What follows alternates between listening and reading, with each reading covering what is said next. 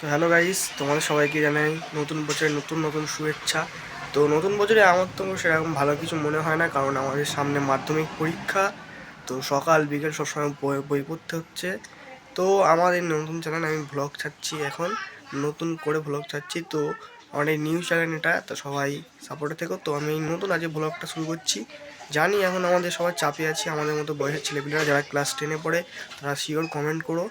তো আমাদের মতো ছেলেটা এখন খুব সমস্যায় আছে, যে সামনে মাধ্যমিক পরীক্ষা প্রথম। তো প্রথম যুদ্ধ আমাদের। তো আমাদের খুবই মানে একটা টেনশান আছে, যে সামনে একটা পড়ার চাপ আছে, সবসময় রাত দিন পড়তে হচ্ছে। তো আমার মতো যারা তাদের অবস্থা, তারা শিওর কমেন্ট করো আর চ্যানেলটাকে সাবস্ক্রাইব করো।